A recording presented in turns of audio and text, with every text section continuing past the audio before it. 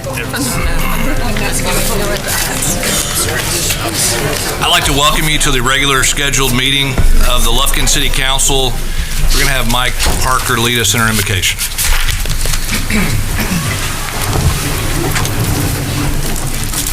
Let us pray. Lord, we come to you with sad hearts this evening as Lufkin has lost one of its own. Please be with Alicia and her family at this time that we have lost her, that we remember the good times, but comfort her family, Heavenly Father, and comfort our hearts for the memories that we have working with Alicia over the years. Likewise, Heavenly Father, for those in this audience tonight, those in our community that have lost loved ones, take a moment to also grieve for them, comfort their families, Heavenly Father, for this nation, for those that have been undergoing terrible weather in different places. We ask that you be with those that are suffering. We give thanks for those that have recovered from those things. Help us in all that we do and help this country recover. This time we now approach the in prayer, giving thanks for the community we live in and for the sacrifices made for this opportunity that we can gather together to discuss the business and affairs of this city. Grant this council the wisdom and knowledge and strength to make those decisions that will continue to make our community strong. In Christ's name we pray. Amen. Amen.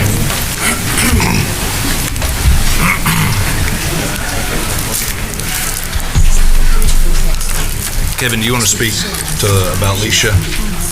Yeah, as a city, we do want to let y'all be aware and express our condolences to the family of Alicia Wisner, who passed away Sunday morning. A longtime city employee, and everyone that had business in the engineering department over the years was very familiar with her and her helpfulness. So our prayers are with her family at this time. Thank you, Kevin. We're now going to open the meeting for public comment. Items listed on the agenda are now open for public comment. If you would like to comment on a specific agenda item or items, please come to the microphone and state the specific agenda item or items you wish to address. And limit your comments to 3 minutes total. City council members will not respond during the public comments, but will take your comments into consideration during their deliberations. So if you'd like to make a public comment, and let me remind you that you'll have an opportunity to speak on the various items, if you look in the agenda this evening, as they come up on the meeting schedule. So if you want to wait until that item comes up and speak, then you're welcome to do that. But we're now going to open the meeting up for public comment, if anyone would like to speak at this time.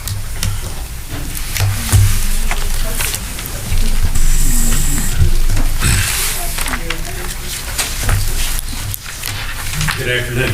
Afternoon. My name is Cooper Castleberry. I live at 113 Suntory Way in Lufkin.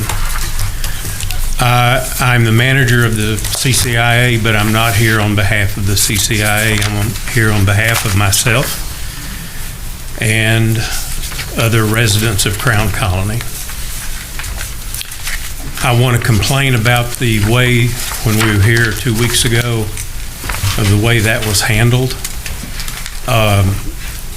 Kim made some statements that, and I don't mean to imply that she was lying by any stretch.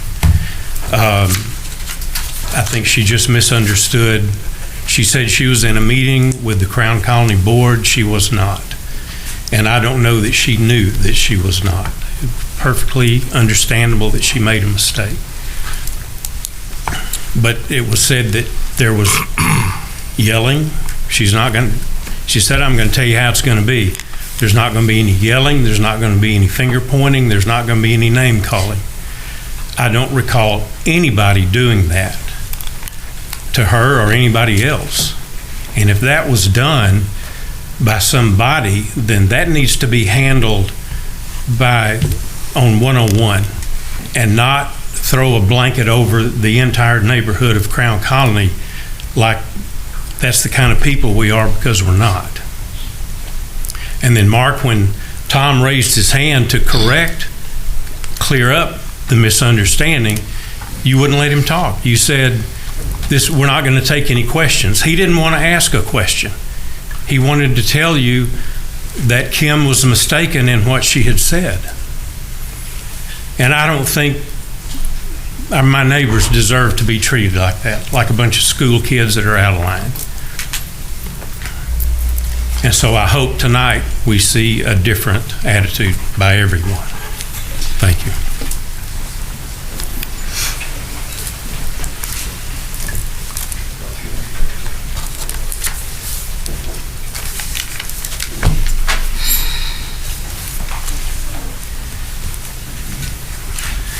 Is there anyone else wishing to make a public comment? All right, we're going to close the public comments and move on to the business agenda. Move approval. Second. All right. Excuse me? Oh, we moved on straight to the business agenda. Okay. All right, very good. So we're going to go to item number 2 now. Okay. So we don't have a consent agenda tonight, sorry. Item number 1, consider approval of minutes from the January 20th, 2026 regular meeting. I move approval on it. Second. So we have a motion and a second. All in favor, please say aye. Aye. Any opposed?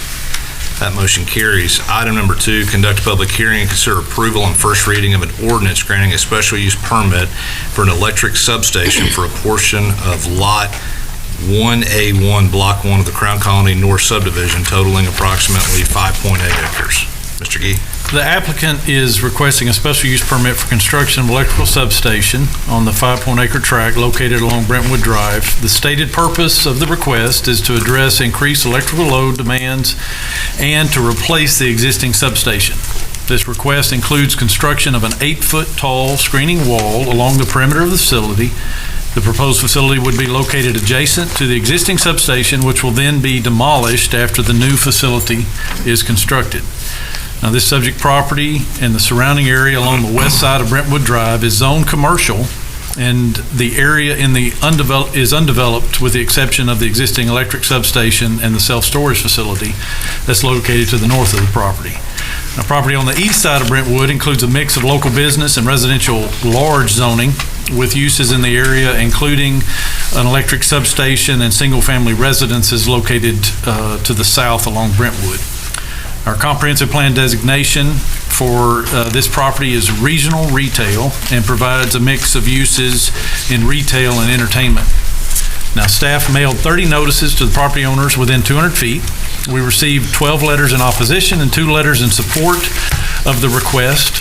Responses in opposition constitute 20% of the adjoining lots, which requires a 3/4 vote by City Council to approve the request. In addition, the Planning and Zoning Commission heard this item on January 12th and unanimously recommended denial of the request. Now, at the last meeting, Council approved postponing this item until today to allow additional time for discussion and review. Staff's review of the request find it consistent with the comprehensive plan and compatible with the surrounding land uses. The council year packet contains the letters that we received in opposition and in favor, as well as the minutes from the Planning and Zoning Commission. You can see, if Jesse will forward to the, keep going. You can see the layout of what's proposed, and Encore is going to go over in more detail of what those lines represent. Go forward again, Jesse, and next. Go through those. Those are the zoning, there's the future land use, and one more. Nope, go after the pictures, sorry. All right, we tried to just summarize some of the concerns that we've heard that have been tallied in either letters or the public comment period.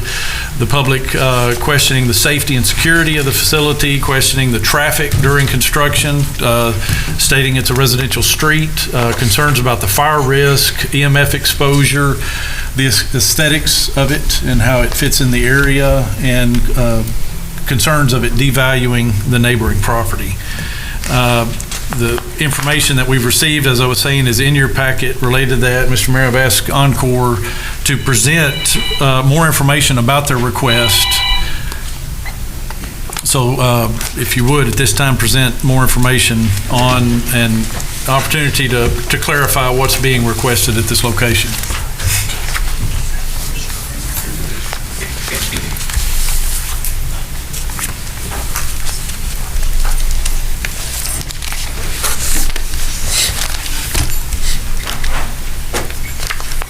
Good evening, everyone. My name is Jaron Taylor. Thank you for having us. As city manager has walked out, we're here for a simple application today for a supplemental use permit. I want to be real clear about a couple things up before we kind of walk through, and thank you to whoever is running the slides. We have a couple things prepared we'll walk you through today. But this is not an application for a new station. That was something that was abundantly clear at P&Z that there was confusion on that point. This is an application for a replacement of a station. There is an existing electrical station on this parcel today. A new station will be built adjacent to that existing station, and the other one will be raised, and that land will be returned back to its original contours and grades. This is very much a replacement. Infrastructure ages over time and has to be replaced. I doubt there are many folks who drove here tonight in a car that was built in the 1960s. And if you did, it's probably extremely well maintained, and you put a lot of time and effort into it. This property has been maintained, and it has served its entire useful life. And the time has come for those substation components that are used to provide electricity to the buildings we are in today and that many residents of Lufkin live in, for those to be replaced for electric service. The answer to the reason as to the why is that simple. It is to continue with electric service being provided to the residents of the city. Encore has acquired a 5.5 acre parcel. The station will not be 5.5 acre parcel. That is the entire area that was purchased, but the station will retain almost its identical footprint to what it has had. It is about 150 feet deeper, but it will serve the same general size. Again, back to the whys. As you can kind of see on the slides up there, insufficient capacity to meet the city of Lufkin. Today, this station is serving 7,200 residents here in and around the city. It needs to continue serving those residents and their growing electrical needs. Not only do we have electrical growth as in additional premises, additional businesses that require additional infrastructure, but we also have the fact that just the average home is starting to consume more and more power. Think of the number of things you have plugged in at your house right now. Whether it's smart thermostats or an electric car or all of those things increase the electric usage in a single premise, even though there may not be an additional premise built next door. That is why electrical load, which is how the industry would refer to it as, is growing, requiring that additional facilities are put in place to meet that growing demand. The other thing that's imperative to consider here is what makes electric service reliable. There was a large proceeding and a bill passed at the legislature last year that was called system resiliency, and it kind of defined that. And it defined that as the ability of a system essentially to have an outage and recover from that outage. A resilient system. I call it reliability. They are somewhat synonyms. But the point is, when something goes wrong on the electric system, when a car hits a distribution pole that slides on ice and that distribution pole goes down and an outage occurs, how long does that outage happen for? If it works well, it's a blip. You've all seen those type of outages in your house where the lights kind of bounce and they immediately pop back out. Maybe your TV shuts off for a minute and it pops right back. That's because the electric system is built with the ability to backstand and support itself. So when you lose a piece of equipment, another piece of equipment can immediately step up and meet that load. We call that backstanding. That happens at substations like the one we are talking about. And that only happens if those other facilities that are sitting there in wait have the capacity to pick up that additional load that was just dropped due to whatever outage or contingency occurs. We no longer have that ability at this station because of how load growth has happened over the years, how that has increased. In this summer, 2026, this station we anticipate will be loaded to 117% of its capacity. That is just due to generic growth in your city. That means we do not have the ability to backstand and provide that support station to station. That is a clear sign that the station has to be upgraded and you have to replace that infrastructure. The special use permit covers the site. If you can switch sides for me, thank you, sir. Covers the site you can see in question. You can see the outline of the existing station to the left. Note the new substation is pushed back a little further off the road. Why? That's not necessarily because it's a bigger station. That is because we have to meet TxDOT setback requirements that didn't exist at the time this station was built. See those two TxDOT entrances that would sit it back off the road? That's why it sits back a little deeper in the property. In here, there will be 3 transformers put in place that are for load service. Importantly, there will also be space provided for an additional transformer when that becomes necessary. This station is designed to meet the load that is there today and also provide expansion capability for when your city grows, as we anticipate that it will. Other points that are part of this plan: the existing station today is a chain link fence. If you've driven up and down the road, you've seen that. It sits right on the side. We have proposed, in working with the city staff, the city manager and their office, to put a 8-foot masonry wall around that station. That is a concession we have made working with the city to try and get this approved. You can see some pictures of that in the far bottom right. We'll talk about the reason and the why it is located and why there is a need to rebuild it where it is, as this is a question I assume will come up tonight. This is a map of the distribution. If you can go to page 4, whoever's running the slides for me. This is a map of the substation area in and around the city of Lubbock. I'm sorry, Lufkin. That was yesterday. Apologies. Back one page for me. Great. All right, so here you can see the greater city circle, and then you can see the dots of the stations. Notice these are spread out. They are designed to cover geographic areas. These are where the substations exist today and provide service to the city. You can see the square around the one to the south that is called Lufkin South. That will be called Egret Station after the new one is built and the old one is demolished. Those are strategically placed throughout the city to reduce distribution feeder length. When we talk about outages on a distribution feeder system, that is what actually brings the power to your house, to your business, whatever it may be. The number one sign, frankly, of outage or likelihood of outage is the length of that distribution feeder. The more exposure it has to something going wrong between station and premises, that is your area of exposure. And so when you look at these stations, they are sporadic across the city, strategically laid out to be geographically separate from each other so that those distribution lines can be tied and they can be short to the premises that they are serving. If we can flip to slide 5, please. This lovely colorful map that looks kind of like veins in the human body, that is the distribution feeder network that emanates out from this station. All of those different colors that you see on that design to the left, those are the distribution feeder routes. Those are individual feeders for each color. Those work together to provide service to your homes, your businesses, your schools, your churches, all of the things that take electric power. Every single one of those today dead ends at this station. This is where they get their power from. If you were to move this station 10, 15 miles in whatever direction, every one of those lines has to be extended 10 to 15 miles to that new location.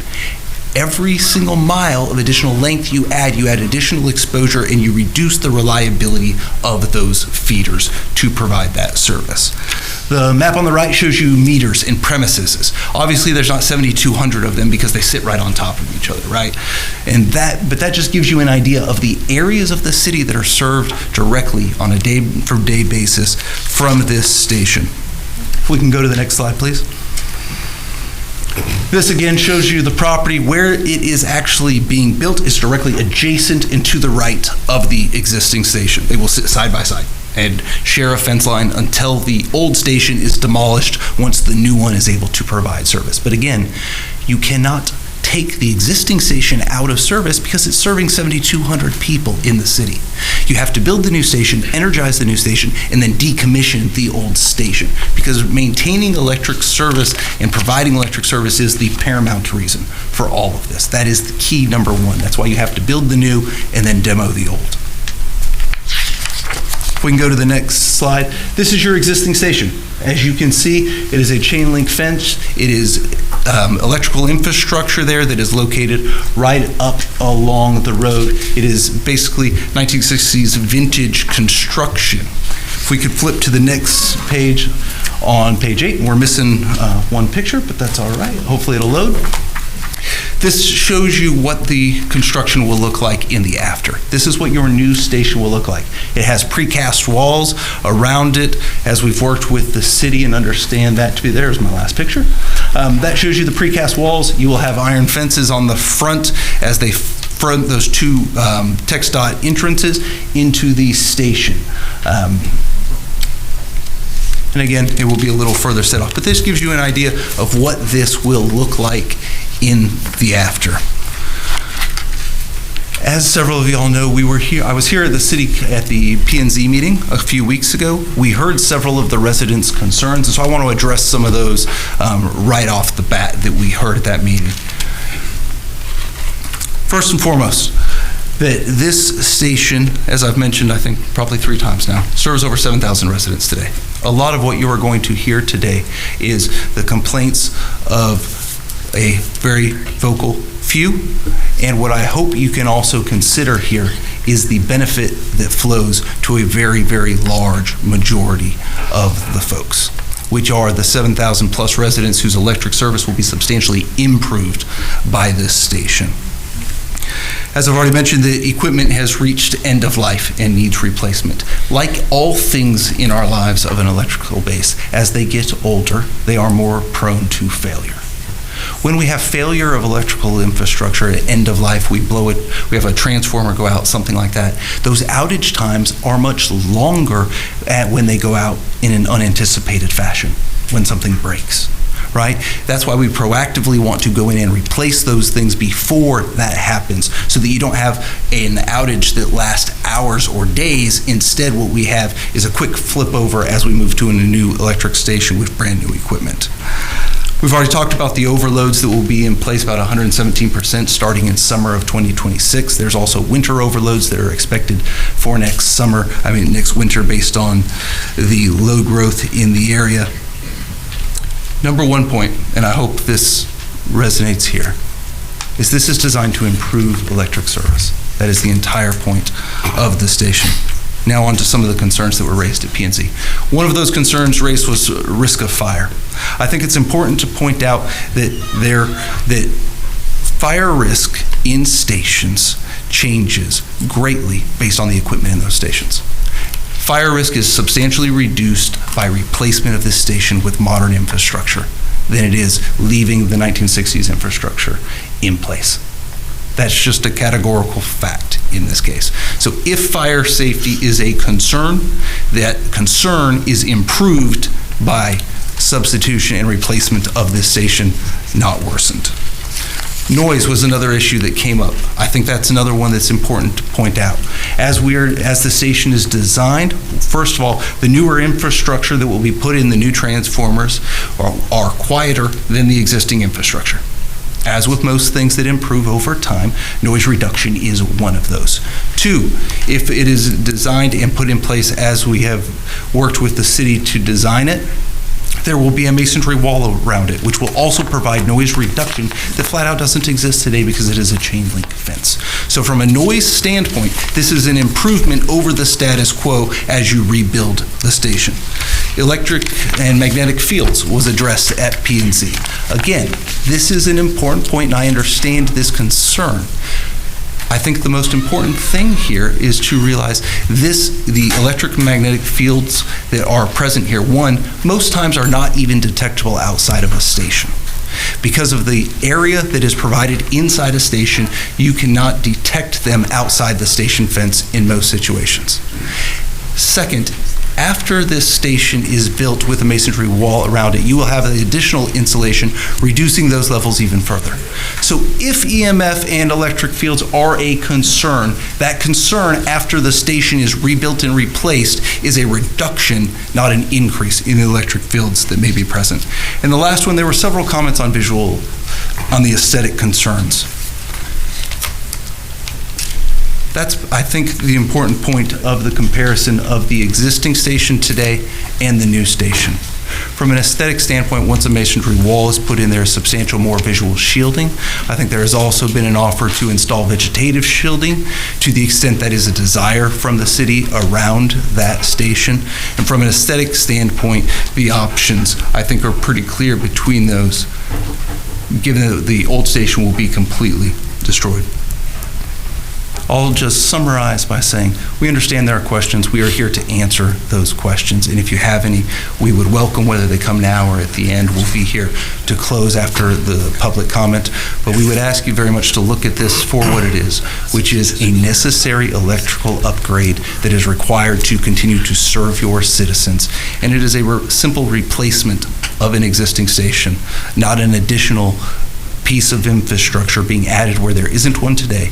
It is a one-for-one replacement due to that need. Thank you. Very good. Thanks, sir. We're now going to open the meeting to public comment.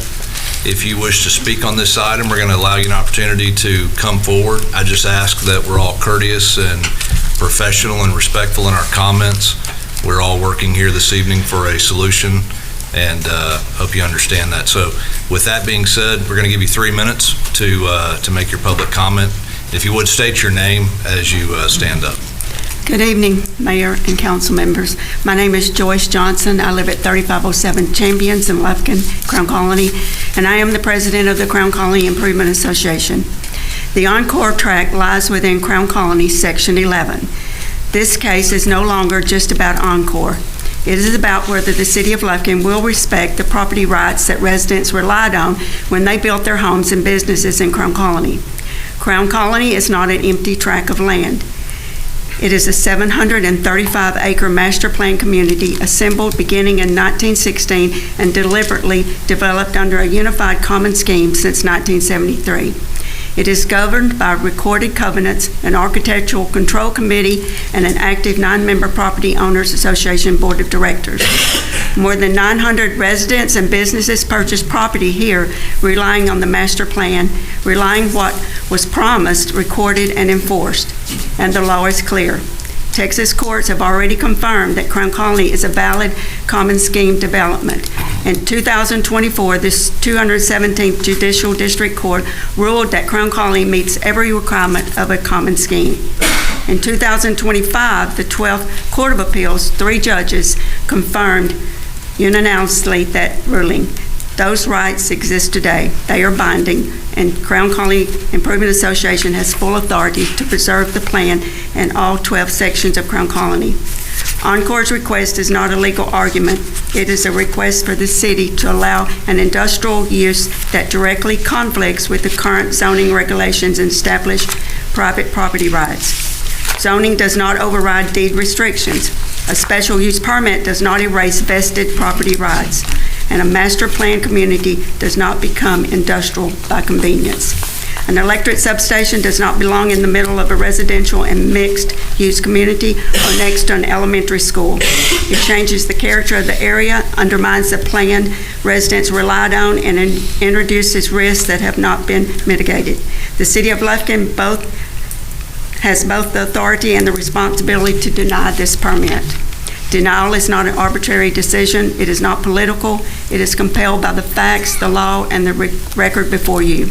Crown Colony was designed deliberately, protected consistently, and relied upon generations. And tonight, it deserves to be protected. Thank you. Thank you, ma'am.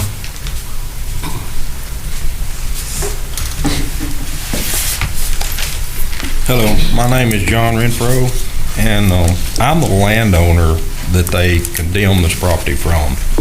And I came here tonight to basically say that this property that they condemned is not part of Crown Colony. It never was. It's not restricted in any way. We've already met with Cooper Castleberry. Hall Henderson's met with him, and they know that this tile is not encumbered in any way by Crown Colony. So, you know, there's a lot of untruths being said, and when I read the news about what was being put in there, I just want to come set the record straight. This tract was never part of Crown Colony. It's not part of Crown Colony now, and that's all I got to say about that. But when they took this land from me, I tried to negotiate with them to, you know, build something around it, enclose it, because I'm the property owner around it. You know, I own all the land all the way around and on down Brentwood, so I wanted something, you know, to box it in. And I knew they were going to take it. There's nothing I can do about that. So the fact that they're now coming up and saying they're going to put this 8-foot castle wall, rock wall around it, seems very attractive to me as a landowner. I know I visited with some of the other landowners. They're across the road. They say, you know, we really don't want it there, but that's, you know, that would be great. You know, we know it's coming. And I'm just here to advocate for, if they are going to build a wall around it, I hear, you know, I talked with them today, and they said they were going to offer some landscaping and set it back off the road. That if, you know, I'm just asking the council to approve what they're offering. Seems like a really, you know, really good thing.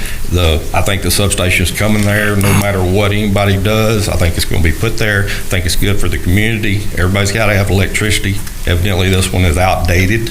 And I would just like to say, if they're willing to put a wall around it of 8 foot, it looks like, you know, something you see in Austin or Dallas, or, you know, looks like something that they put in the inner city around something like that. I've seen them, you know, in the bigger cities. Well, I think we ought to approve it and move forward.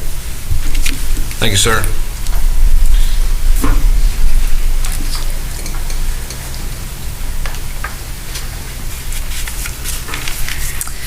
Hi, my name is Lacey Friesen-Luce, and I am speaking on behalf of my mother, because quite frankly, she's not emotionally capable to do this. She resides at 2006 Brentwood Drive, directly across from the proposed Encore station. Her property is within the 200-foot protest area, a stone's throw away from her driveway. This has been my parents' home for the past 25 years. It is where they raised their family, built their lives, and planned to grow old together. This property was a huge part of my parents' retirement plan. Late last year, my father passed away, and since then, my mother has been navigating grief while also considering selling her home. Selling a home you have resided in for 25 years is not an easy decision. Throw in the fact that a substation is now being built in your front yard. This decision before you tonight will have a direct and irreversible impact on her ability to sell this house. Placing a high-impact electrical substation directly across from her front door will reduce the value of her home, limit the pool of potential buyers, and significantly increase the time it sits on the market. This is not speculation. It is a predictable and well-documented effect of incompatible industrial infrastructure placed in established residential neighborhoods. Encore compensated the seller of the land with $267,000 an acre because it directly affected the value of the rest of his land around it.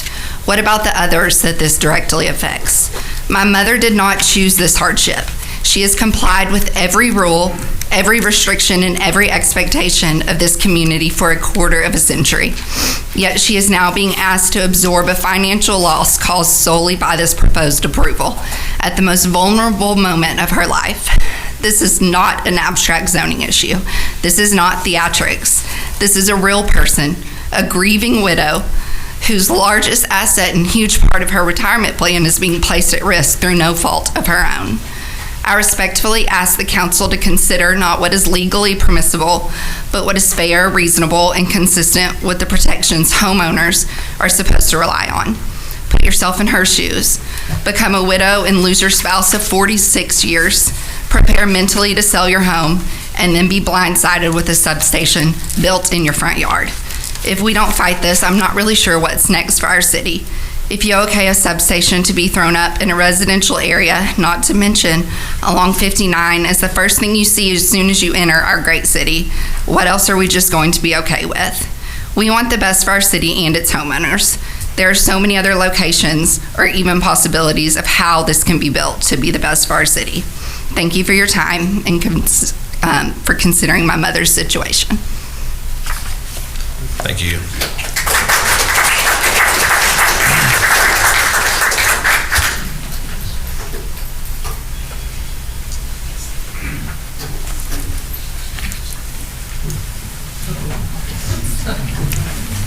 Excuse me. No problem. John Foster. I'm a resident here, Crown Colony. Abilene, Denver, and Cleveland have this in common. They all had devastating explosions at their power substations in the last 2 weeks. To put this in a residential neighborhood is not wise. It needs to be moved out further. Despite what our Encore colleague, voices of the few can have some wisdom in them. I encourage you to listen to those, and I appreciate you giving us the time to speak to you. Thank you. Thanks, sir.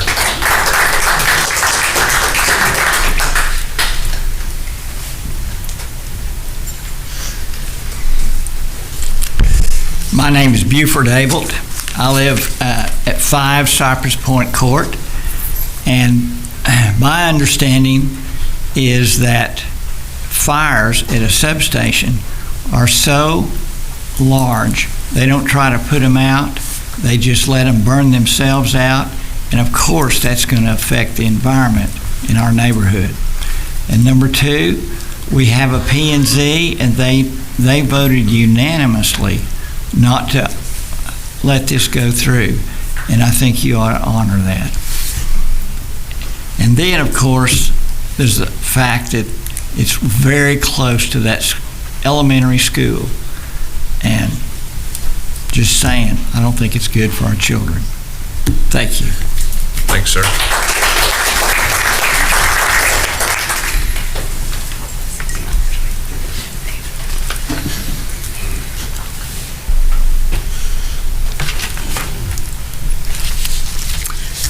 My name is Kathy Barrett, and I've lost my voice, so I apologize. I live at number 4 Cypress Point Court. This is not an emergency project. Encore is spending over $30 billion statewide and more than $100 million in Lufkin. This electric substation is not about reliability. It's a deliberate siting decision by an extremely powerful monopoly.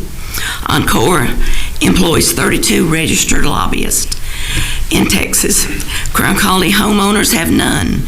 We have our homes, our property rights, and this city council. Let's be clear about who benefits. The Encore representatives here tonight answer to executives whose compensation is tied directly to corporate profits. Encore CEO received an $8.1 million bonus last year, and the parent company CEO received over $20 million in bonuses. Those profits are paid by each and every one of us. You may choose who bills you, but in Lufkin, the power and the base rates come through Encore. Every Lufkin resident should understand this massive infrastructure spending is passed directly to rate payers. Many local families are already struggling, cannot absorb a projected increase of upwards of $200 per month of their electric bills. Encore claimed at P&Z that this demand is for more electricity and is driven by electric vehicles and cell phone chargers. That does not withstand scrutiny. The real driver are AI data projects like AMP-Z project, more than 1,000-acre industrial project that openly boasts it will consume up to 20 million gallons of water per day in Angelina County. Our water should be used by people, not unattended computers. AMP-Z boastfully advertised that the project here in Lufkin is in an unincorporated area with no zoning, limited environmental review, and tax abatements already discussed. This is an industrial-scale power user, and Crown Colony residents are being asked to absorb the consequences. Adding to the harm, Encore acquired the land within Crown Colony through condemnation, forcing the landowner to sell. They purchased 5.8 acres for $1.56 million. A large amount of that price was due to the electric substation, severely damaging the homeowner's remaining properties. As of January the 12th P&Z, an Encore attorney stated that at the City of Lufkin.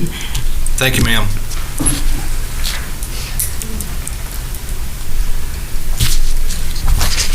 Good evening. I'm Jim Barrett. I live at number 4 Cypress Point Court.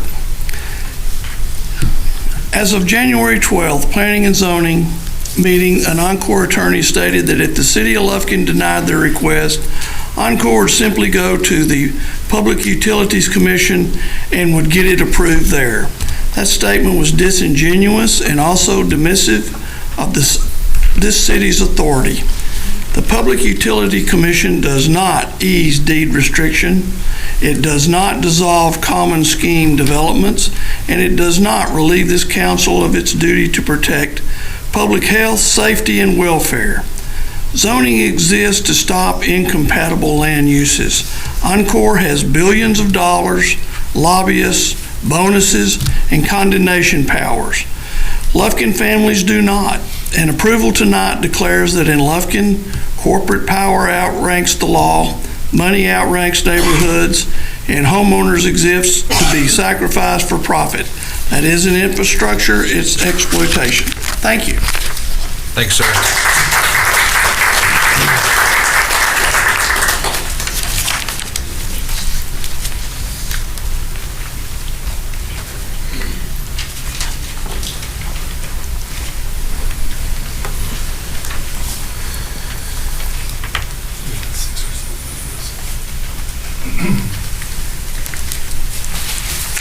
Mr. Darmstadt, do you want me to pass these down? Yes, Okay. please. Just making sure I didn't know if I was Yeah, no, that's. the grand keeper of all of them or passing. My name is Tom Dormstetter. How many people tonight drove here in their electric vehicle?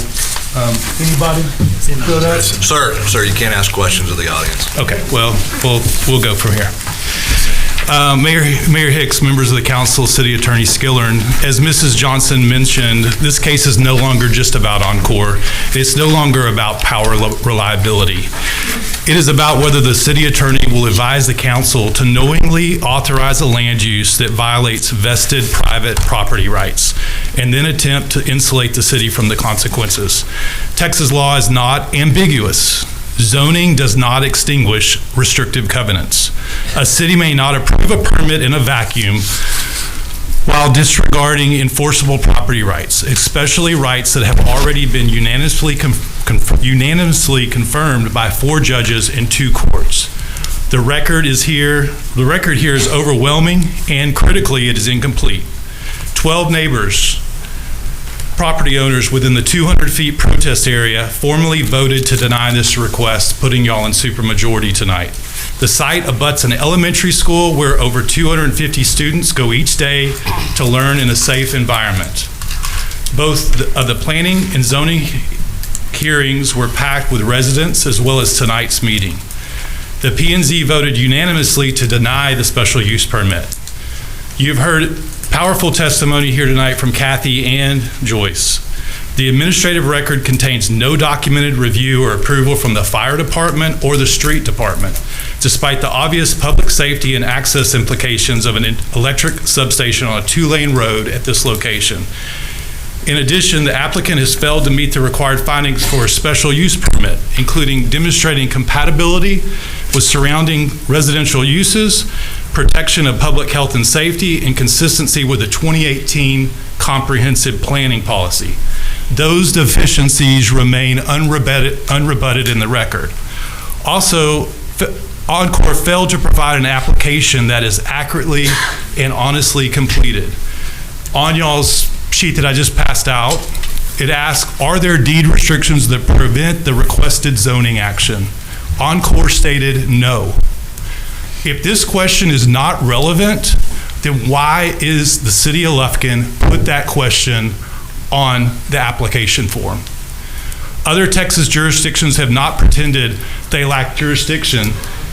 They lack authority in the past 2 weeks. Gillespie County has taken a clear public stance on battery energy storage systems. The city of Weatherford has taken a clear public stance on the siting of large-scale AI data centers. Local governments across Texas are exercising judgment, setting boundaries, and protecting residents. The law, the record, and the community all point in one direction, and that's to deny this permit. This right here. Thank you, sir. This right here You're shows done. the map. Sit down. Thank you. Okay, will somebody else come up here, please? Just show them the map. You see. We can see the map right there. Okay. Can everybody see the map? We can see the map. Thank you, Jim.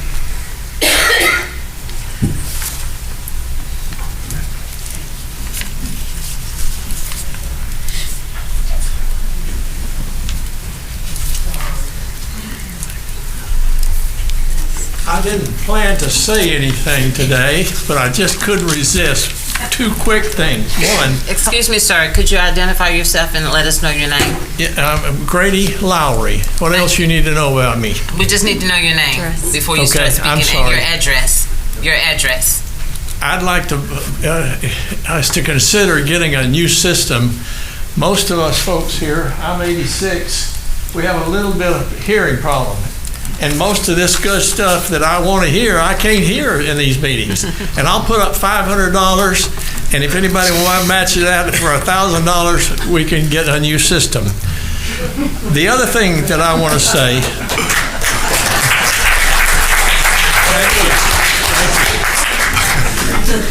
any creative 5th or 6th grader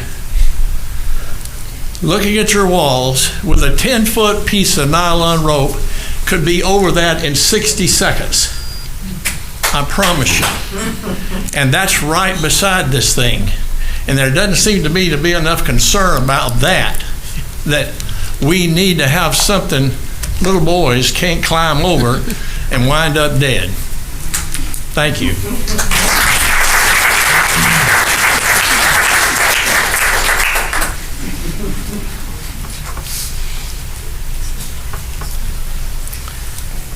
Chief Moody, do you want to speak to the fire hazards of the, or I'll tell you what, let's let this gentleman speak and then we'll have you talk about that. I'm Cooper Castleberry again, 113 Suntory Way. I just want to correct something. I don't know Mr. Renfro. To my knowledge, he and I have never met. We certainly haven't discussed this project and what Crown Colony is or is not.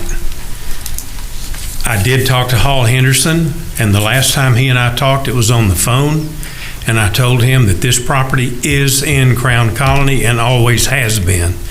It's on the original map, and it's in my management certificate that's filed at the courthouse. So you've been misled again.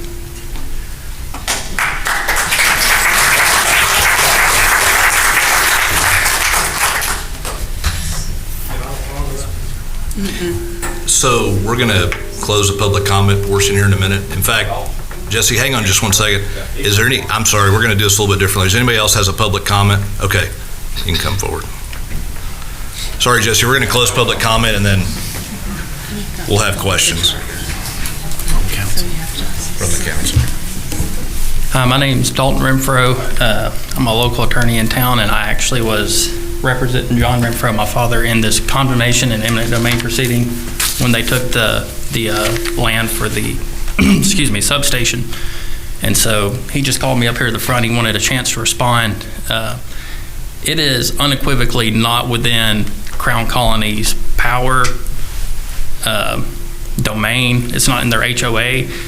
I mean, it's not restricted. There's no deed restrictions on it. They have, I mean, recently the land was cleared.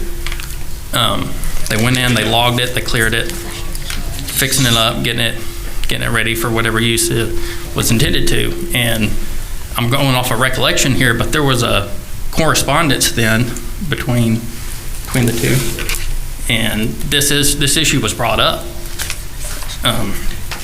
Excuse me, I'm off the cuff here, but Hall Henderson was involved.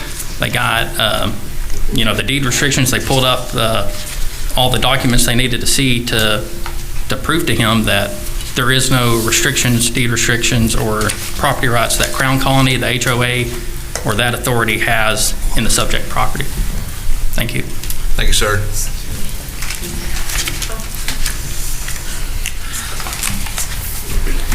Is there anyone else wishing to make a public comment?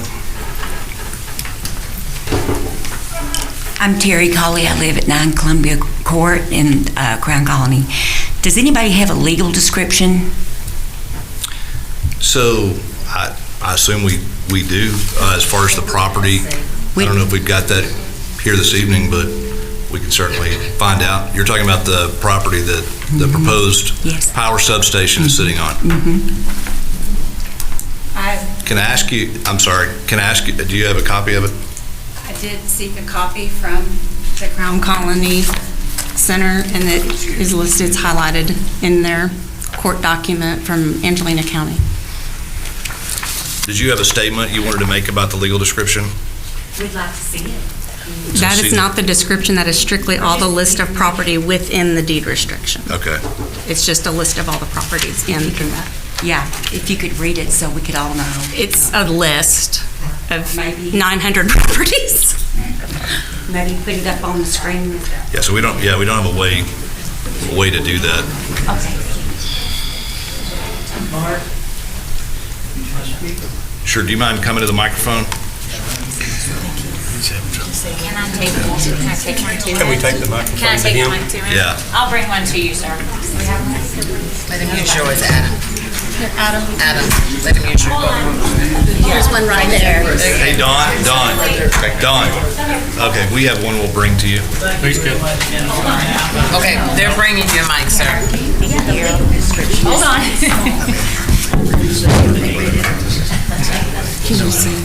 I don't sing, but I speak pretty well. Don't let a car drag you 30 yards. Hold it up, sir. Thank you very much.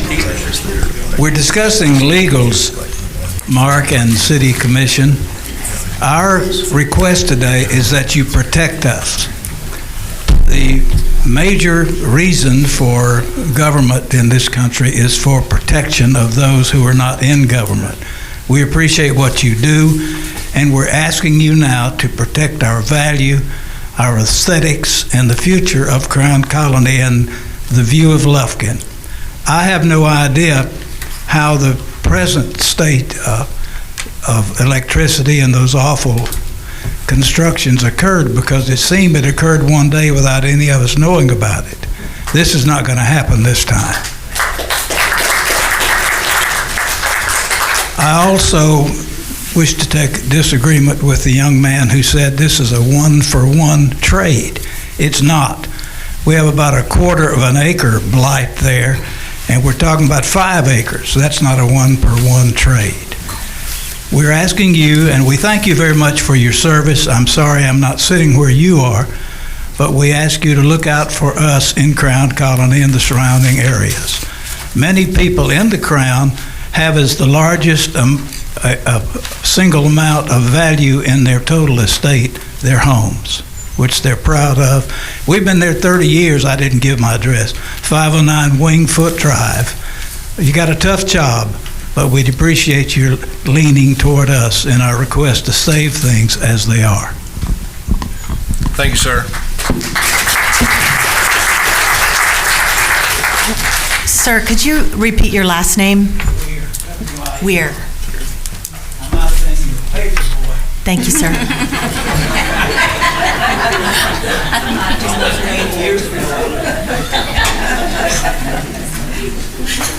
Okay, is there anybody else wishing to make a public comment?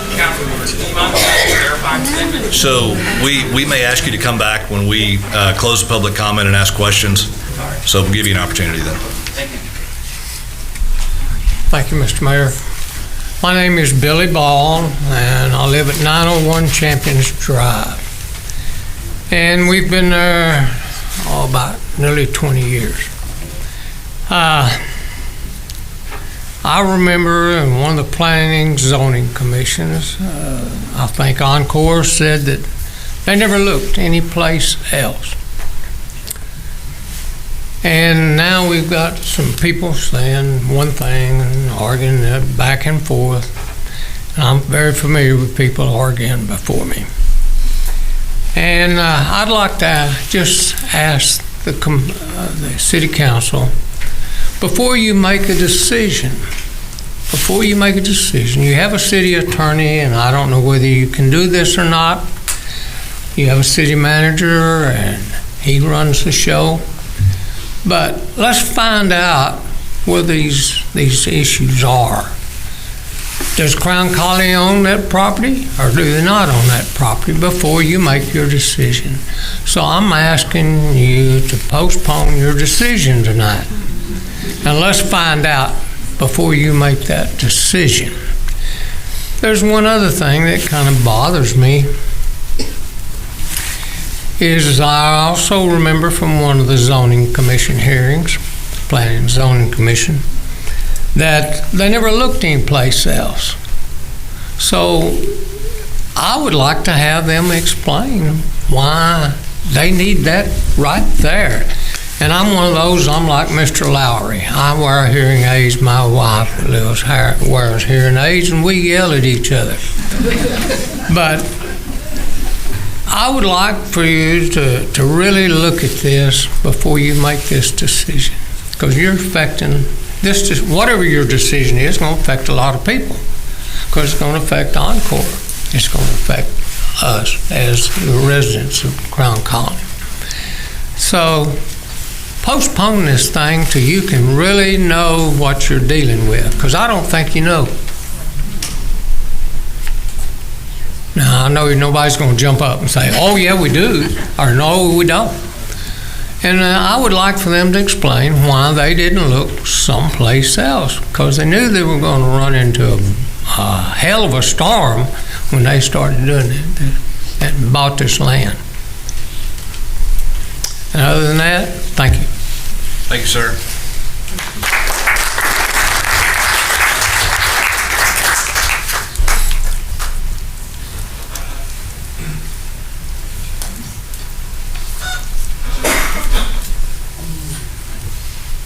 I am Verghese Samuel.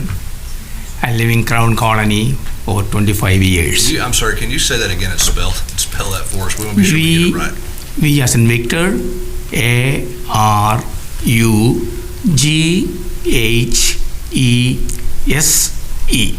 Verghese Samuel, S-A-M-U-E-L. Very good, thank you.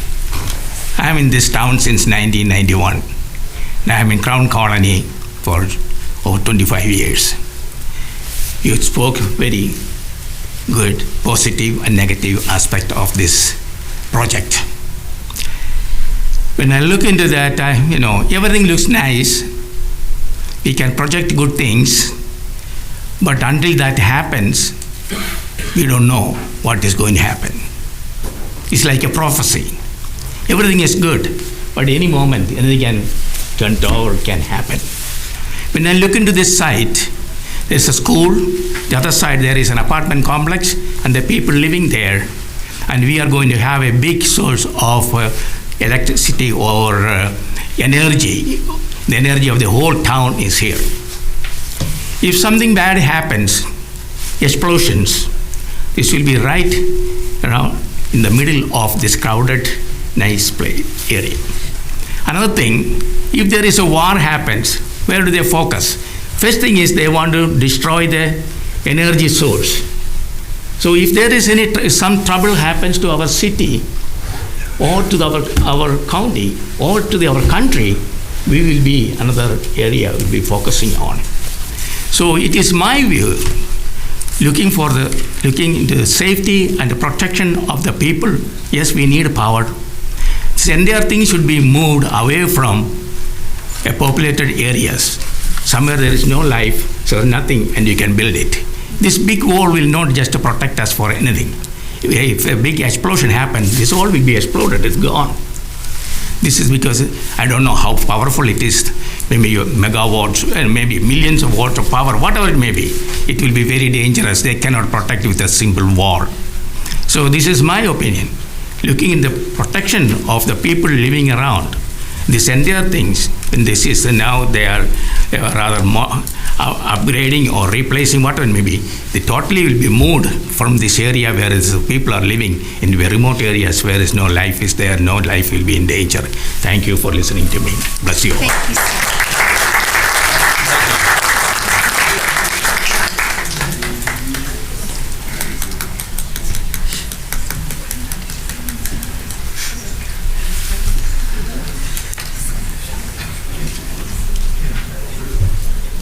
Good evening. I'm Lisa Crow at 16 Runyon Court, and I've listened to a few different meetings. It was brought up that it was cost-effective to be at this location. That's why they were looking at it. As far as legal descriptions and all of that, I'll let you all look into that further. The legal description does say Crown Colony, but what I was wondering, the reason why it was cost-effective is where it's existing, and they said it had to follow this grid, the power lines that are already established. But Southwood isn't as far, and it isn't developed. So I just didn't know if that was something that has been considered to update maybe what's current, but build on Southwood. Thank you.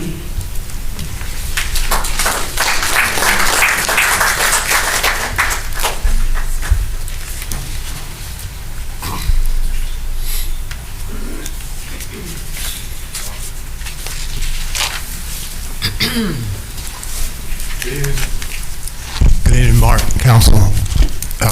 Winston, I'm in Crown Colony. I wasn't going to speak. The gentleman before me brought up a good point. Terrorism. These substations are extremely vulnerable. Encore back, my understanding is a gunshot can take these things out. A 50 cal, there's plenty of those around here. So this, it could be unlikely, but I think we're entering a dangerous phase in the U.S. with political strife, war, Ukraine, Iran. You know, see something, say something. 9/11 was all about terrorism. It is. I grew up playing SimCity. If you put the park next to the nuclear plant, everybody moves out and you lose the game. This is basic city planning. We have an elementary school with a lot of kids attending there, concerned parents. I think Encore, you should pay the money. You guys have a lot more money than Crown Colony, and locate this in an industrial zone where it belongs. This is a huge target for terrorism. This has not been discussed. Thank you.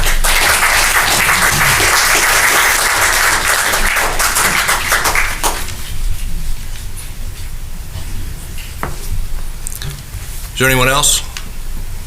You already had your chance.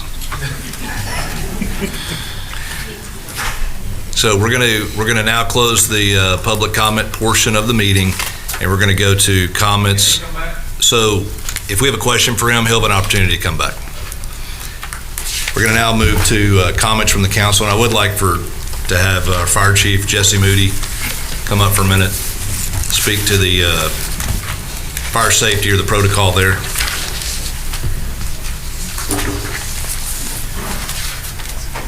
Good evening, Mayor and Council. So some questions have been raised about the safety of the new proposed substation. So I've actually reviewed the MSDSs for the transformers that will be in there, and so the fluid in them is nothing more than mineral oil, the same stuff that is many places. As far as the safety of it, in 33 years, we have not had an event at any Encore power generation facility inside the city that I can generate a record from, and nor do I remember any of them. I have Nolan's number on speed dial, and any time that we have an issue with any Encore property, he promptly answers the phone, and we get things resolved. We did send there's been questions raised about a battery electric storage facility. This is not a battery electric storage facility. It does have lead acid battery in there to keep their equipment operating, but it is not lithium ion batteries or anything like that. I did ask those questions. I don't find anything that's exceptionally dangerous about the equipment that's in the electric storage facility. There's no access problems that will be to it. So how do we fight a fire in a facility like this? Well, we call it Encore, and when they get the power turned off, well, then we put the fire out. We have compressed air foam and the like, and the best apparatus, et cetera. And so the issue in the past where the fires were allowed to burn, it was because when I come to work here, the liquid that was inside the transformer was not something that you wanted to put out. It's best, the safest thing for the environment was to let it burn, and that's why they allowed those to burn. So this new substation will not have that liquid in it. It's mineral oil inside the transformers. And so I haven't found anything that's giantly unsafe about the facility. Thank you. Do any of you have a question? Mr. Moody? All right, thanks, sir. All right. Okay, so we're going to give Encore an opportunity to come back and address the concerns that our citizens have raised this evening. Would you like me to start with that, or would you like to go to questions first? It's your call. We can start with questions and go from there. So you guys have questions? Does council have what alternative sites did you look at, or did you, and why did you rule those out? So we have not looked at alternative sites, and we made the same comment at P&Z, and the simple explanation for that is if we can pull back up the picture that shows the aerial of the property and the substation. I think the mic is on. Let's get the mic is on. That's the hand mic. That'll work. Yeah, go ahead.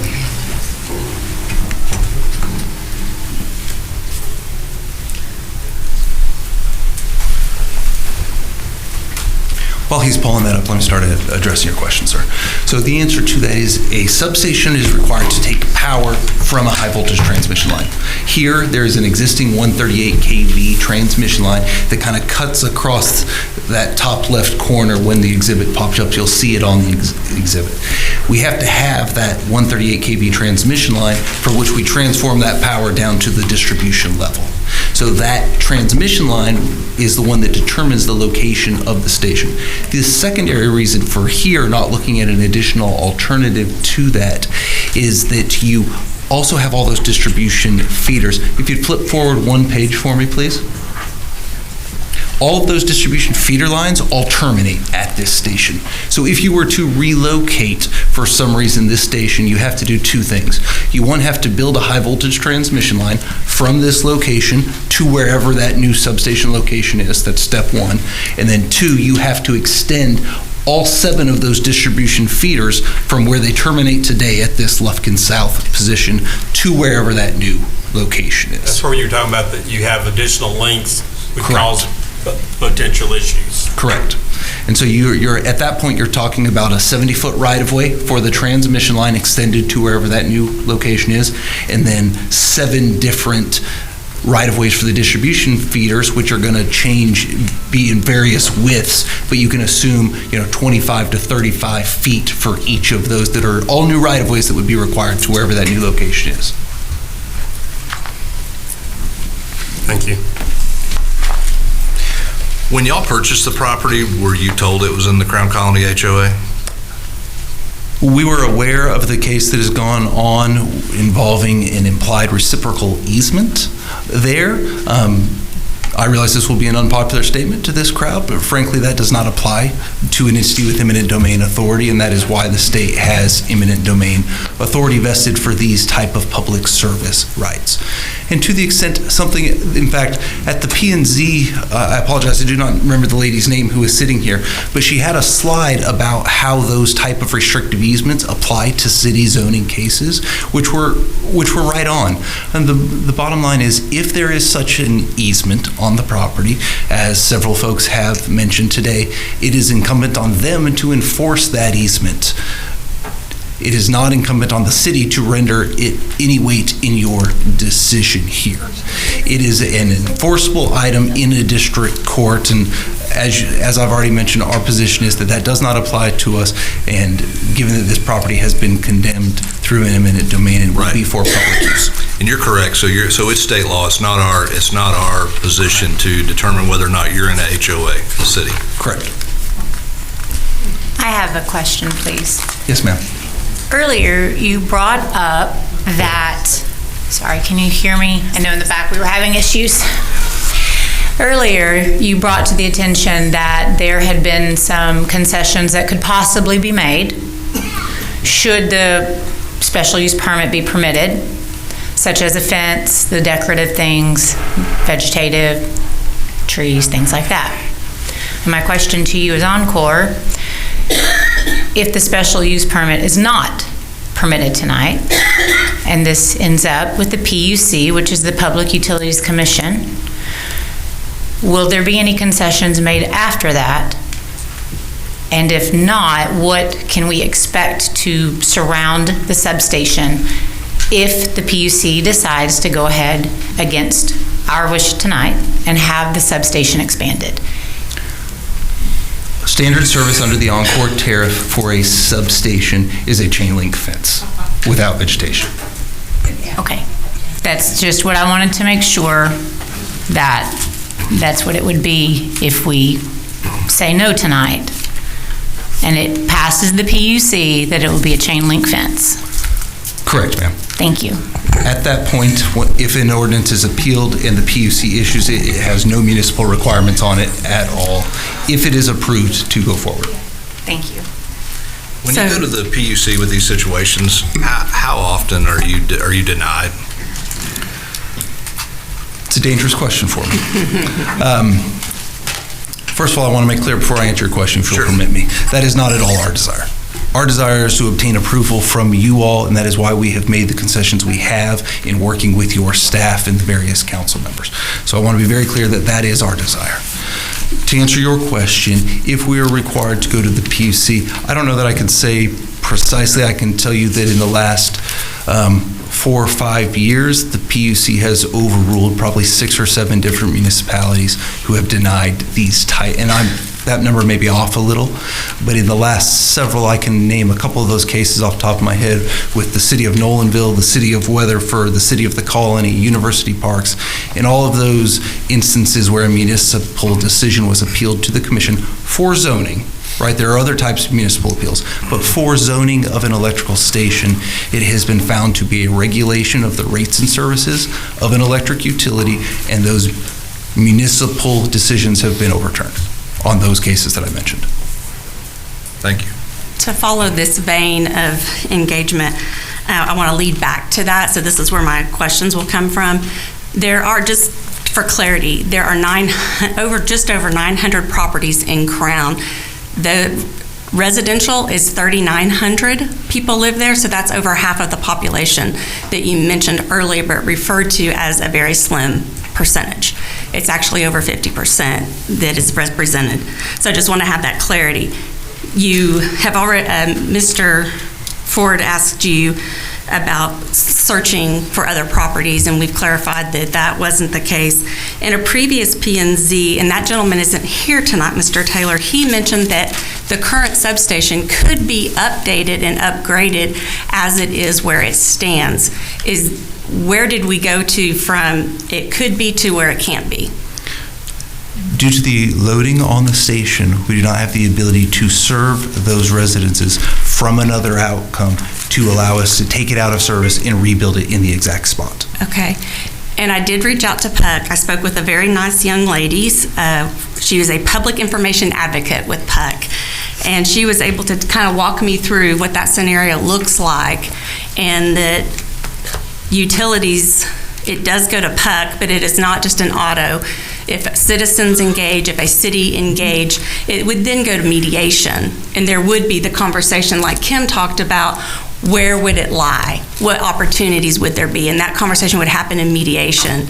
And if there wasn't a consensus in mediation, then it would go on to litigation. Would you say that that is an accurate statement from Ms. Michelle at the Public Information Advocate for PUC? No, ma'am. That is the process for a complaint at the commission, and those are just two different proceedings. That is the correct process for a complaint. If someone were to bring a complaint about a station, it would go through both that informal process and then the formal process. And I apologize if I misunderstood the mayor's question, but my understanding was his question was an appeal of a municipal ordinance. And that was my question to her, and she said that both the city have an ability to engage in that, absolutely, as do landowners. Absolutely. Okay. There is. So what was presented to me is correct. Yes, ma'am. I'm just trying to clarify. There's no informal process or mediation involved.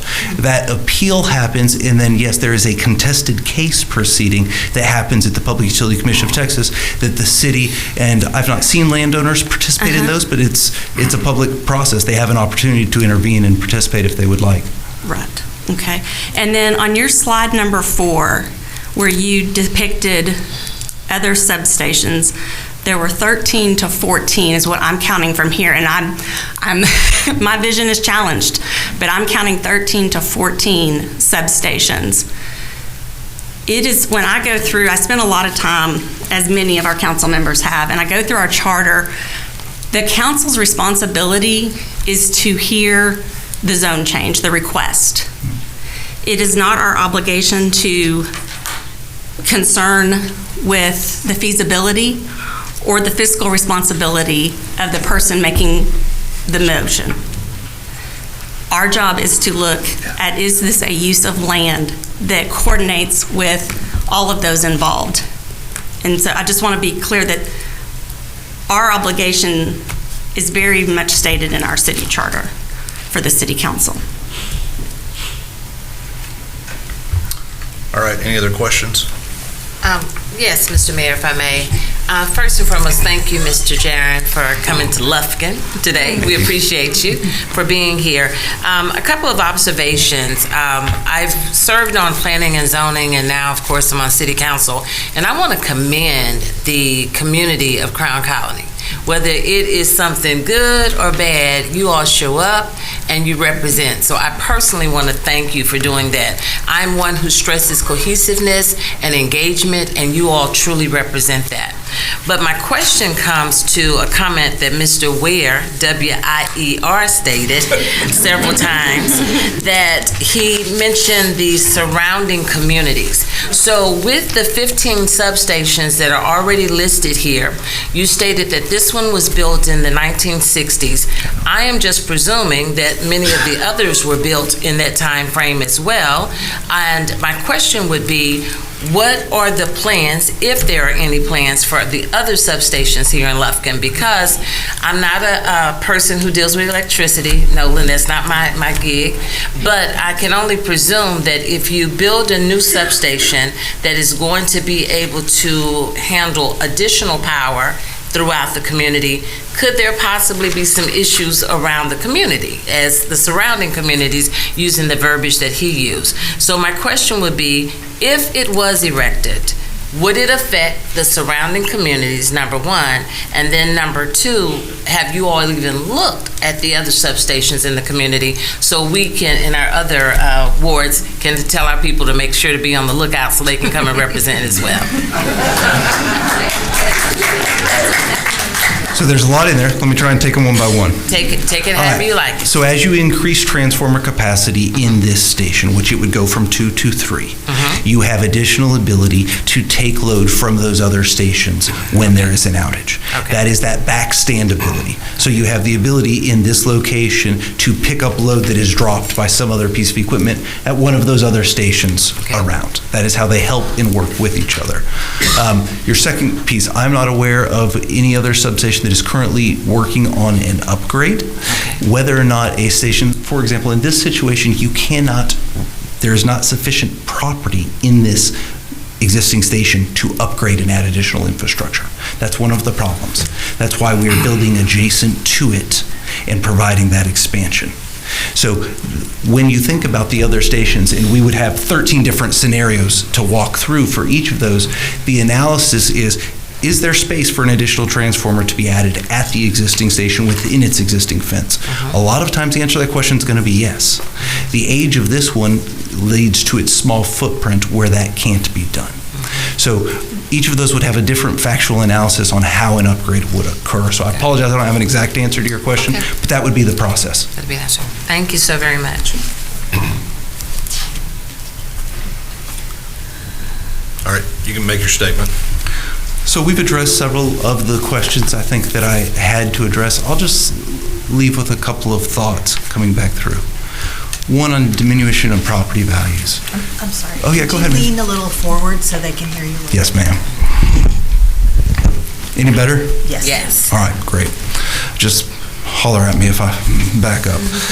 Diminution of property values. First and foremost, I think it's important to point out there's an existing station on the properties today. If that station has caused the diminution in property values, it has already occurred. If anything, you will have an improvement in that situation as you have a large visual wall put up between it. 2, we've already talked about relocation. The one point I should have made to Mr. Ford's question that I didn't is in order to extend that transmission line to a new station location, if that were to occur, that requires approval from the Public Utility Commission of Texas. That would require what's called a CCN to be filed down there to approve that extension. So you can't just extend a transmission line a couple additional miles. You have to go to the state and get approval for that, which would be a significant additional time frame here when, as we've already mentioned, the overloading on the station here is expected to be over 117% this summer, 4 months from now. There were several comments about fire risk. I thought the gentleman from the city fire department did a great job of pointing those out. This is an improvement in fire risk. It is mineral oil that goes in these transformers, as he has already walked through. It is a much better situation from a fire risk than what you have presently, which is, frankly, as he's kind of walked through over the last 30 years, has been a safe facility that has been operated in this exact location. There were one or two comments about data centers. I want to be real clear on this. This is not a project that is driven by any type of data center development. This is driven by general commercial and residential load and growing needs to serve this city. And Mr. Gee, this is actually a question for you, and I want to make sure I understood your opening remarks. From the city's perspective, Encore's supplemental use permit meets all of the application requirements of the city, correct? It was considered administratively complete, and that's why it was processed through planning and zoning. And that analysis also took into account existing uses of property, and you found this to be consistent with those existing uses? Yes, our staff review did that. Thank you. Council members, our desire here is real simple. It is to provide quality, reliable electric service to the citizens of Lufkin. In order to continue to do that and meet the growing needs of this city, we have to build an additional station and replace the one that is there. And that is, I think, the key sentiment I want to leave you with. This is a replacement of a station. There is a station there today. Every single thing that you heard from the residents about their concerns regarding the station are existing perils on the property if they are such. Every single one of them, as we kind of walked through at the beginning, is an improvement in the after once the station change is done. We would ask you to look at that and recognize that and approve. Thank you. Thanks, sir. I think it's important to take note of the fact that the council's not here to determine whether or not your property is in or out of an HOA. And I do appreciate the residents of Crown Colony being here this evening. Prior to being mayor, I was representative for the area of the Crown Colony subdivision. And I know many of you in this room, and I appreciate your support through the years. I feel like we're friends, have some family in here, and Lufkin's a small community, and it's important that we always work together and be respectful of one another and move our community forward. If there's anything that I'm hearing this evening, it's concerns about the safety. It's like Mr. Winston had concerns about terrorism along with the doctor there. Concerns were brought up about the proximity of the substation to a school. Yes, there's already one there, and many other concerns, and that's certainly valid. Like Miss Luce talked about, her mother lives across the street, and that's important. That's what we want our community to do. We want you to come to these meetings. Quite often, there's nobody at these meetings, so it's good to see a lot of familiar faces, and I'm glad that you're involved in your community, because we live in a society now where many people are not civically minded anymore, and we come out when there's something that's upset us, and that's not the way it should be. You guys, I want you to be involved in your community. It's the reason I ran for mayor, because I wanted to be involved in determining the future of Lufkin and the direction that Lufkin moves in. But I think that you have raised some valid concerns this evening, but also can remember 2 years ago in the summer, it got so hot that people's power was just inadvertently going out in Crown Colony. I heard from many of you. So yes, I have concerns about I understand that the power substation is at like 117% capacity, and we all like our power. I know I do. I know my wife does, and we want to continue to have power and power that's reliable. So there's multiple ways that this council's looking at this issue, and we do hear very much, well, I want you to know we do our research, and we've heard the concerns of our citizens. We've reviewed what happened at the Planning and Zoning Committee, and I think that there's obviously many valid concerns, but I also look at it and think, if they go to the Public Utility Commission and this gets approved, well, you're going to have a chain link fence and not a nice concrete wall that they're proposing now with landscaping. So, my vote tonight's going to be based on the people that elected me and what you want to see in this community. That's what I'm here to do. I'm here to work. I tell people that I govern based on a majority of what this community wants, and we have many different people from many different places that work in many different businesses in this community, and I want you to know that I am here to carry out your wishes. But I do struggle with the fact I don't want to drive down Brentwood in a year and there's a substation there that has a chain link fence around it, because I'm going to think, well, would have it made more sense to go ahead and vote in favor of it because they're going to build it anyway? And that's a concern. So maybe we're going to have to find out. It sounds like you guys have weighed that as well, and you've determined, no, we need to vote against this, and you're willing to take that chance, and maybe we will find out. But I just wanted to share my personal feelings. I'm going to give the council an opportunity to talk amongst yourselves. If you have additional questions you want to ask anybody in this room, you're welcome to invite them up and ask them a question. So, thank you for that. Sure. So, ma'am, we actually would have to ask the question of you. Oh, okay. But we can talk after the meeting. Okay. All right. So do you guys want... Mark, I appreciate what you said. Sure. Because I think that speaks for all of us. Well, it's just, and I'll say something else too. It's very upsetting to me, growing up in this community. I've been here my entire life, and the things that we have all gone through with this racetrack situation, it's very unfortunate. There's people that will never speak to one another again in this community, and there's a lot of misinformation out there. Your city's not here to determine whether or not your property is in an HOA. That property was zoned for that use in the 80s. That never even came before city council, and many of you don't understand that. We never had a say in that. But you refuse to believe that, and it's just unfortunate because we need to support one another, but we also need to put out information that's factual. That is so important to keep our community moving in a positive fashion. I'm sorry, Jimmy, I didn't mean to interrupt. Go ahead. You're fine. You guys want to vote, or you want to talk about it some more? I have one more question, please. This would be for Mr. Jaron, if he's able to answer. What would be the time frame needed for this construction? I don't recall you stating that, and if you did, I apologize. The time frame. The exact time frame, about 6 months is typical, and it looks like I'm getting sixes, so I believe that 6 months is the anticipated time frame. Even with the wall to be built as well? Yes, ma'am, that is part of the construction. Okay. Thank you.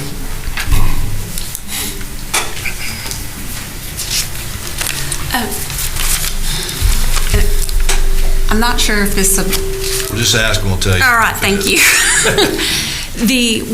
In that research that I've done, where we're looking to build the adjacent substation adjacent from where it currently is, the elevation of that property is so high. I think one of the concerns is it's kind of going to be the light on the hill kind of thing. And I had actually spoken to Nolan at one point, and maybe it's a question for Mr. Renfro or for Mr. Gee, that for them to is it consideration for them to come down off the hill, just come further down so that it's not the light on the, we still have a shield.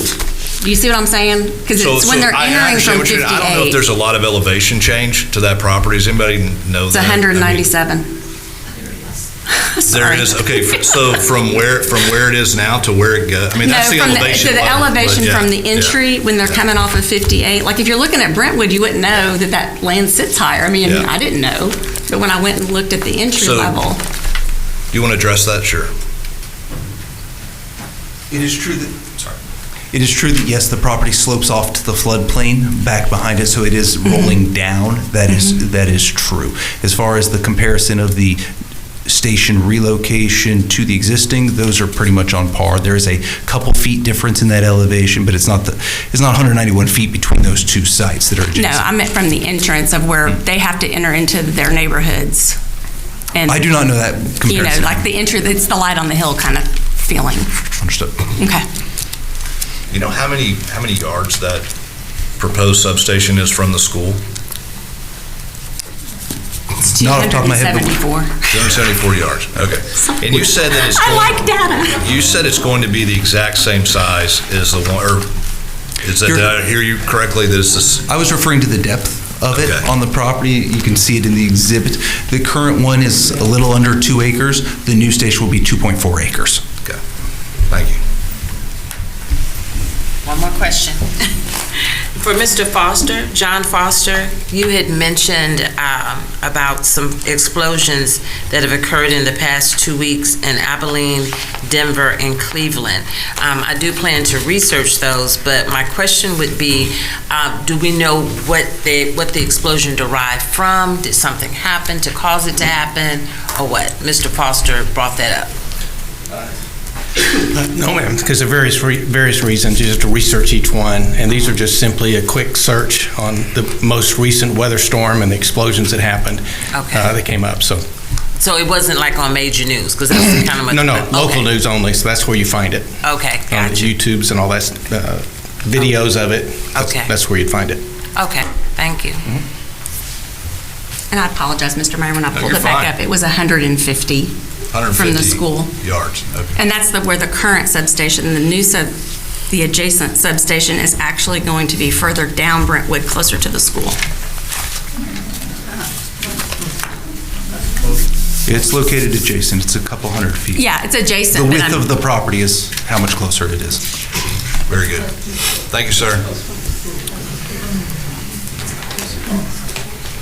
Now, we got to ask you a question, but you can talk after. I'd like to be the third question. All right, so this is a roll call vote. Yeah, so we're going to need a motion and a second on a direction that the council wants to go on this. I make a motion that we follow the example of P and Z at the denial of the motion to do the overlay that we granted as it was presented by P and Z. I'm not saying it right. That's fine, we understand the premise of what you're saying. So you're wanting to deny the application? Okay. Yes, sir. Okay. I'll second that. Okay, so we have a motion and a second. We're going to do a roll call vote. We're going to start, I'm sorry? Kim. The two Kims, first and a second. All right, and we are going to start with, we're going to start with Kim tonight. Okay. I was going to start with Adam. All right, Ms. Ogden. My vote is a no. Okay. No. Voting to approve the request to deny. Yeah, so I think we understand what we're voting. Yeah, so we're voting the request to deny. To deny. Okay. To deny the Can you say it? application, yes. I So vote no to deny the request for application. I don't think we all have to say it. We just say yea or nay. We good with that, Kristi? For her to vote no, it's a double negative. They would be yes. They would say yes that's what to I was- the motion that Yes, we they have. have. For or against the motion? Yeah, Okay. for or against the motion. Oh, because your motion was to Correct. deny. To deny. Yes. Okay, so you have to vote, you have to say yes. So I'm in favor of denying the request from Encore for the special use permit for the substation expansion. Okay. Yes. Yes.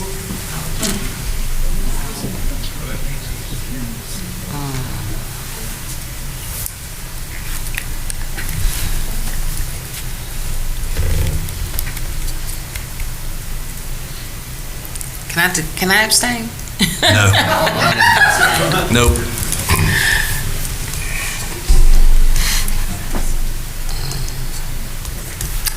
I'm in favor of the motion.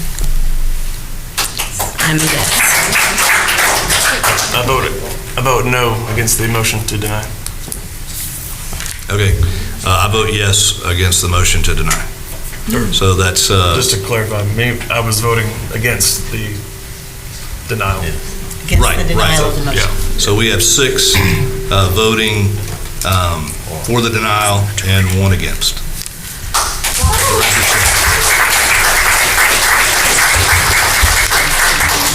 Okay, before our next item, you're welcome to hang out, but if you've been here for a while, we're going to give you an opportunity to leave if you'd like to.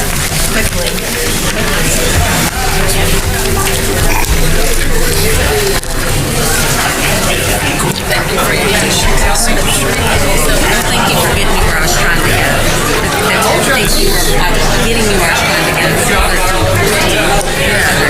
I did as well. Okay, we're still in session, so if you don't mind speaking outside so we can continue our business, please.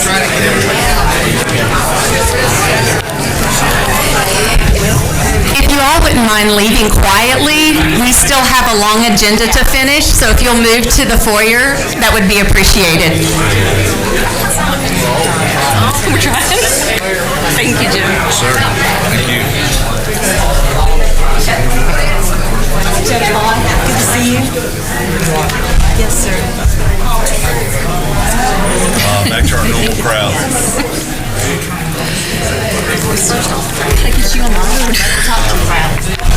Anna Jane, you're not hanging out? All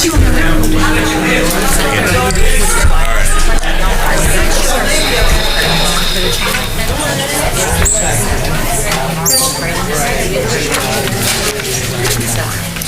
Yes, sir. No, you're not. No, you're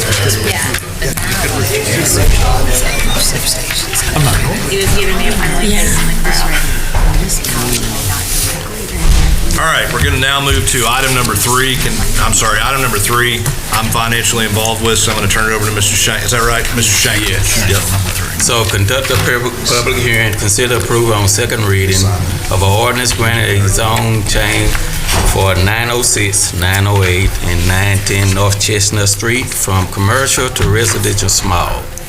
Zoning district described as Lot 2 through 6, Block 2 of the Atkinson Drive addition, total approximately 1.6 acres. Kevin? This is the second reading on a zone change request from commercial to residential small. The stated purpose is to develop the property into new single-family homes. The adjacent uses are in agreement with the proposed use of single-family homes.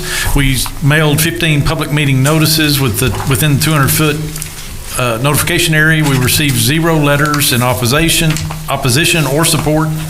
Planning and Zoning Commission unanimously recommended approval of the request. Staff recommends council conduct a public hearing and consider approval of the ordinance. Mr. Mayor. So this is a public hearing. If anyone wish to speak on this item, please come up and state your name. There being none, we'll close the public hearing from the audience and go to wishes from the council. I move we accept. We have a motion? Second. And a second. Any other discussion? All in favor say aye. Aye. That passes. Thank you, Mr. Shankle. Item number 4, conduct a public hearing and consider approval on second reading of an ordinance amending the ordinances of the City of Lufkin, Texas by amending Article 4.03, alcoholic beverages, Division 1 generally, and Division 2 location of sale, and Article 6.013 in the fee schedule, repealing these sections in their entirety, providing a severability clause, providing a repealer clause, and providing an effective date. Mr. Gee? Based on our review of our code, we are recommending amendments to certain sections to ensure the language is current and compliant with applicable law. The sections shown of 437.012 and .0123 state that if a city participates in a public health district, they may no longer assess a local fee for the issuance or renewal of a permit. So in order to be in compliance with the state law, we're recommending modification of our code. Staff recommends council conduct a public hearing and consider approval of the ordinance. Thank you, Mr. Gee. This item is now open for the public hearing. If you wish to speak on this item, you may step forward at this time. All right, there being no more, we're going to close the public hearing, go to comments from the council. Move approval. Second. Why is the microphone doing that today? We had it loud because the crowd couldn't hear. Okay. All right, so we have a motion and a second. All in favor, please say aye. Aye. Any opposed? That motion carries. Item number 5, conduct public hearing, consider approval on second reading of an ordinance amending the ordinances of the City of Lufkin, Texas by amending Article 1.11 Parks and Recreation Division 2, conduct in public parks, and Section 1.11.048 behavior, and adding new section in Chapter 4, alcoholic prohibited on city-owned property, and providing an effective date. Mr. Gee? As stated, based on our code review, certain provisions of our ordinances require amendments to ensure consistency with state law. Currently, parks owned by the City of Lufkin host a variety of events throughout the year. The current ordinances as written restrict the possession or consumption of alcoholic beverages in city parks. This proposed ordinance provides a permitting process for these events with alcohol on city property.